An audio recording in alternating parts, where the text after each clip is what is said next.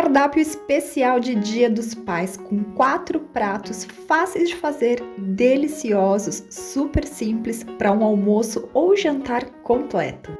Olá, sejam todos bem-vindos de volta aqui na minha cozinha. Ó, a receita de hoje, gente, é um cardápio especial para o Dia dos Pais. E o vídeo de hoje tá imperdível, gente, um cardápio delicioso, ó, vai ter farofa de ovos super crocante, molhadinha, bem temperada, mais uma salada de vinagrete especial surpreendente.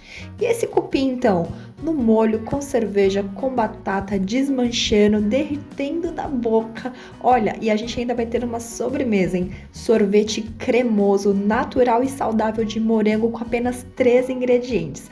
Tudo isso para você fazer um almoço incrível para o seu pai. Então vem comigo, fica até o final do vídeo para conferir essas 4 receitas deliciosas.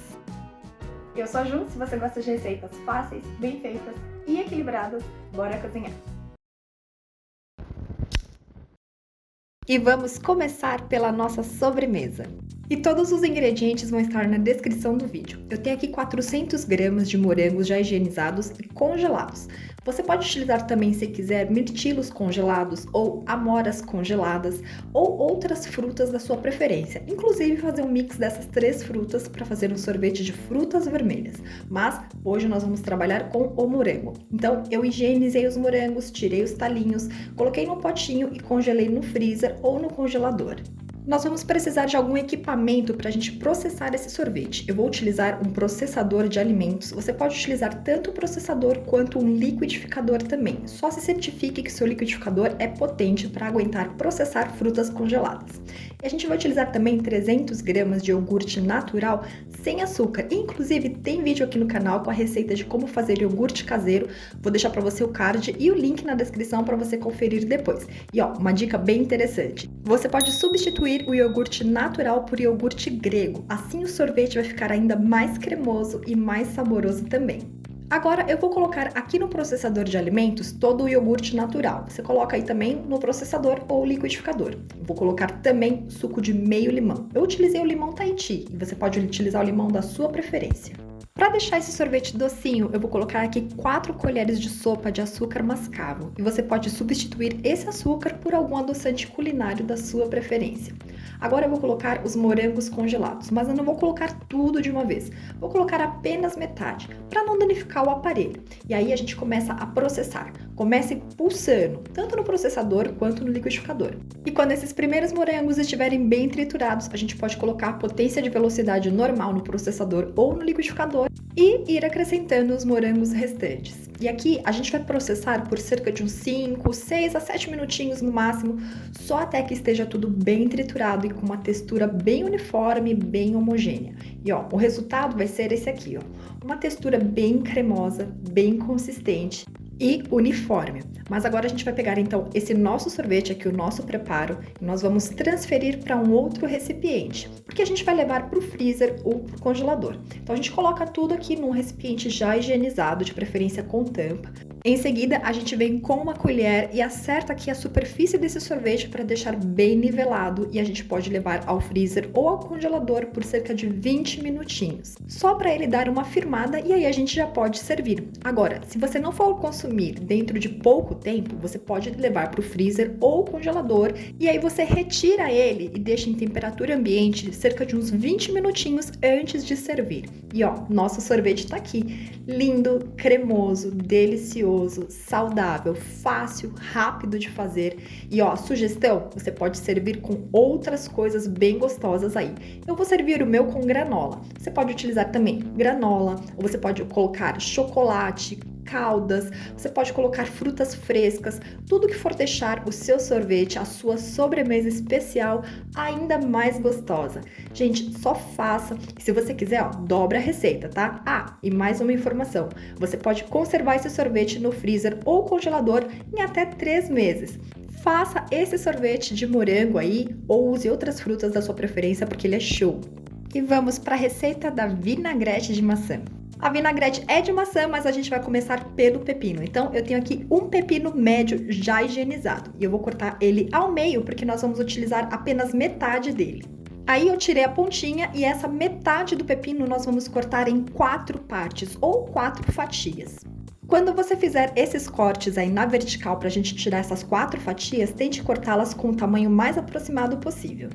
Agora, para cada uma das fatias desse nosso pepino, nós vamos cortar tiras. E aí você pode cortar do tamanho que você quiser, mas tente cortá-las com o tamanho mais aproximado possível entre elas. Nós vamos repetir esse processo com todas as demais fatias. E em seguida, essas fatias que nós cortamos em tiras, nós vamos cortar cubinhos. E você também pode cortar do tamanho que você quiser, pequenininhos ou maiores, mas tente cortá-los também com o tamanho mais aproximado possível. E agora que o pepino está devidamente cortado todo em cubinhos, vamos para as maçãs. Eu tenho aqui 3 maçãs pequenas e uma maçã verde, todas já estão bem higienizadas, tá? Você pode utilizar 2 maçãs verdes ou 4 maçãs vermelhas e a maçã vermelha também da sua preferência, tá? Eu vou utilizar a maçã verde porque eu acho que ela tem uma acidez bem legal, então vai ter um contraste bem gostoso com a maçã vermelha mais adocicada. Agora vamos cortar as nossas maçãs. Eu não vou descascar, eu vou utilizar com a casca mesmo, mas daí é opcional. Então vou cortar ao meio e aí para cada uma das bandas aí das maçãs, a gente vai cortar novamente ao meio. Ou seja, vamos fazer aí 4 fatias das nossas maçãs. E tente cortá-las com o tamanho mais aproximado possível. E aí, a gente vai fazer como nós fizemos com o pepino. Para cada fatia, nós vamos cortar tiras. E você pode cortar em tiras mais grossas ou mais fininhas, e aí vai do seu gosto. E em seguida, para cada uma dessas tiras, nós vamos cortar cubinhos, que também você pode cortar em tamanhos maiores ou menores, fica ao seu critério, tá? Então, a gente vai cortar aqui todas as nossas 4 maçãs em cubinhos, e aqui vai uma dica. As minhas maçãs, eu procurei cortá-las com o mesmo tamanho ou o mais aproximado possível com os cubinhos lá do nosso pepino. Ah, e mais uma dica, essa parte aqui do miolo, ó, tenta aproveitar o que você conseguir no entorno dele, tá? E a gente dispensa então só o miolo ali com as sementes mesmo.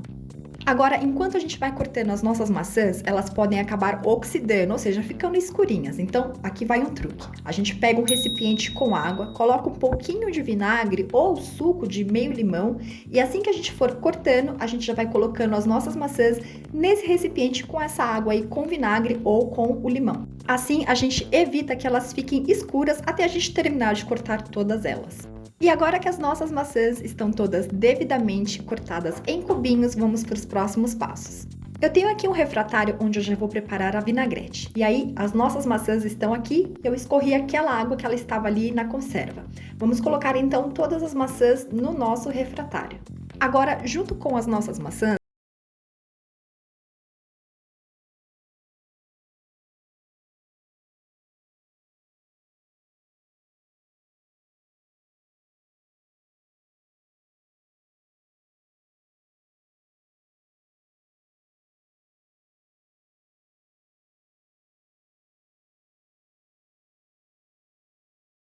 e eu cortei ela em cubinhos também bem pequenininhos. Mas, se você quiser, pode utilizar a cebola branca normal.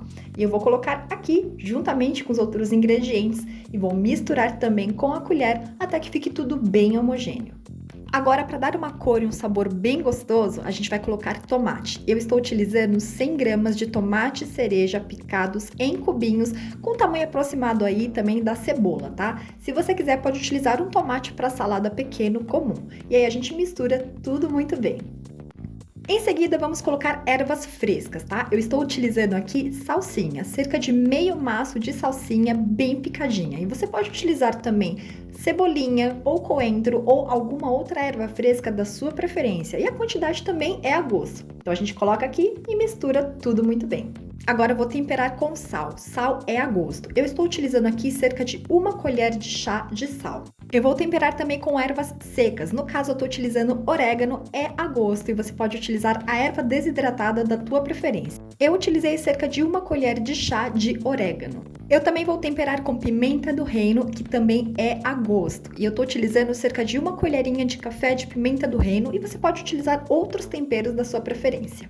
Para trazer aquela acidez gostosa, eu vou utilizar aqui o suco de meio limão. E você pode utilizar o limão da sua preferência. Eu estou utilizando o Tahiti, mas pode ser o siciliano ou o cravo também.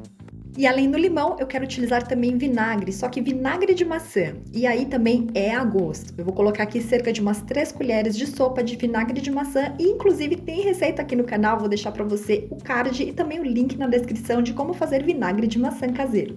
Eu vou colocar também um bom azeite de oliva. E aqui é a gosto também. Eu vou utilizar cerca de umas 5 colheres de sopa de azeite. E aí a gente com a colher mistura tudo muito bem para complementar aí esses temperos, esses sabores com os nossos ingredientes. E aí nós já temos então a nossa vinagrete de maçã super deliciosa. Gente, receitinha assim ó, fácil, rápida, combina com o teu almoço de domingo, com churrasco, combina também com a feijoada, um saborzinho agridoce, super diferente, agradável na boca, para você comer no lanche. Gente, com tudo, fica simplesmente maravilhoso. Faça porque você vai se surpreender. Agora vamos preparar a nossa super farofa. Antes de qualquer coisa, todos os ingredientes e medidas vão estar na descrição do vídeo. Vamos começar aqui então pela nossa farinha. Eu tenho aqui farinha de mandioca fina, e nós vamos utilizar também ovos, 6 ovos aqui. Vamos utilizar manteiga sem sal, ervas frescas que eu vou utilizar aqui, coentro. Nós também vamos usar sal, mais pimenta do reino, orégano ou outras ervas frescas da sua preferência. E vamos utilizar aqui também tempero completo, tá? Tem vídeo aqui no canal, é um tempero pronto, rápido, prático. Vou deixar o card e também o link na descrição para você conferir depois. Mas se você não tiver esse tempero pronto, 2 dentes de alho e uma cebola bem picadinhos.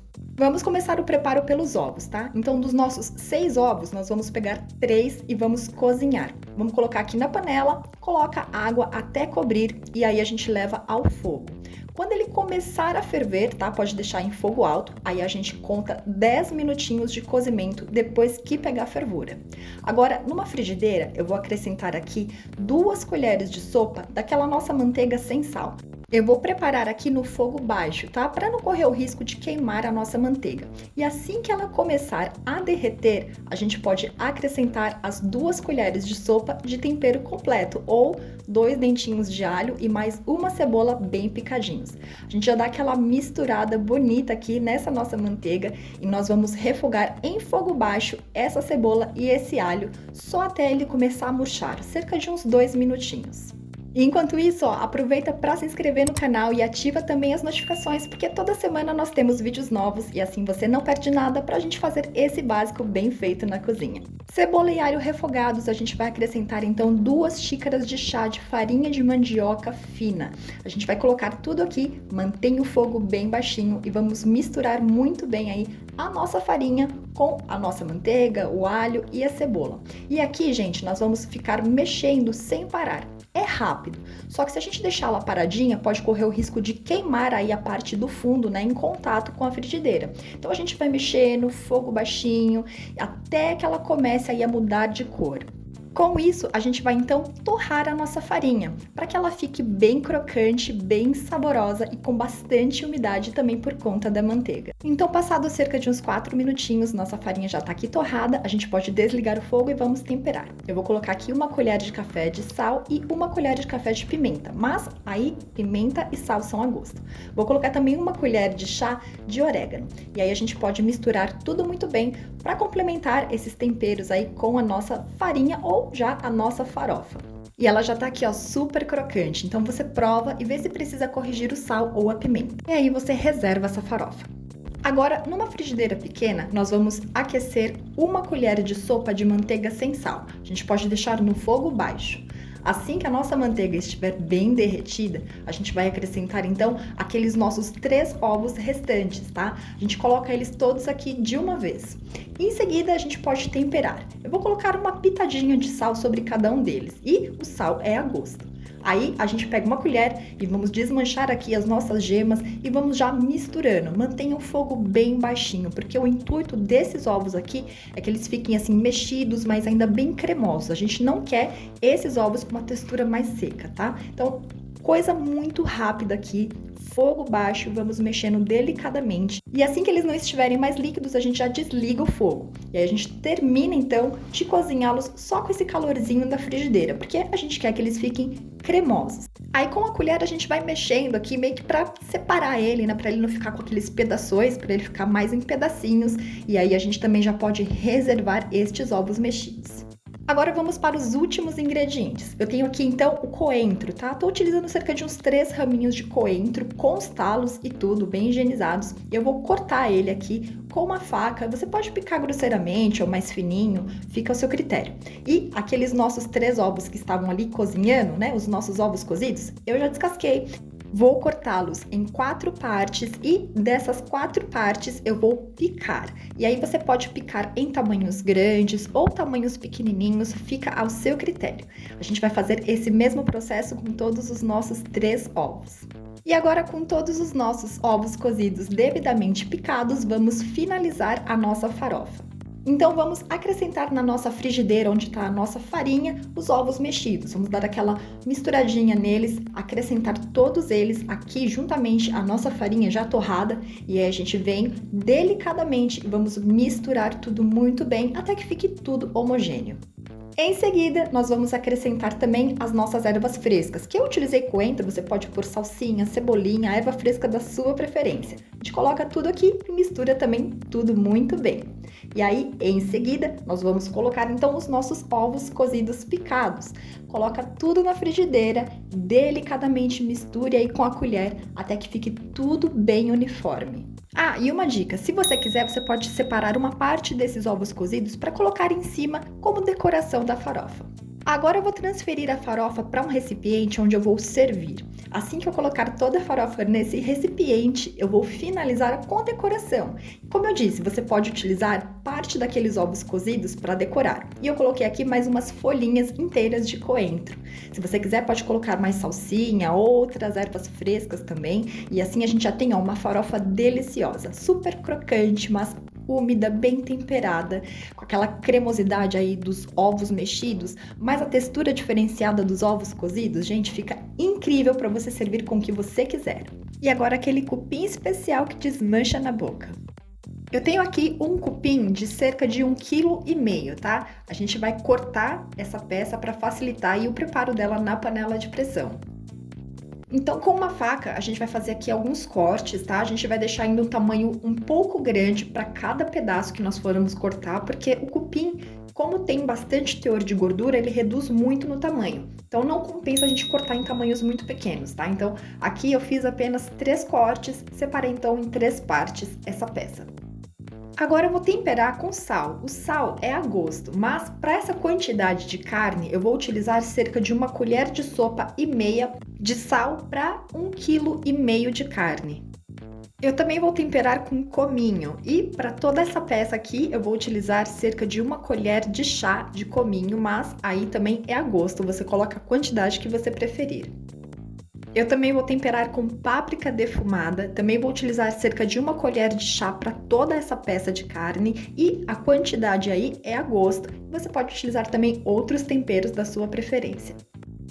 Agora a gente vai colocar aqui um pouquinho de óleo vegetal sobre cada um desses pedaços. A gente vai colocar o óleo vegetal e esfregar ele sobre toda a superfície da carne para que o tempero fixe melhor e também porque vai ajudar quando a gente for selar essa carne, tá? Então a gente coloca aqui, esfrega em toda ela e em seguida a gente vai repetir esse processo de temperar do outro lado da carne, tá? Ah, e esses temperos que eu utilizei são opcionais. Você pode colocar outros temperos que você mais goste aí no seu preparo convencional de carne. Agora que já tá tudo bem temperadinho dos dois lados, nós vamos para o fogão. Em fogo médio, eu vou aquecer a panela de pressão e vou colocar aqui um fiozinho de azeite. Quando essa panela estiver bem aquecida, a gente vai colocar então os pedaços de cupim.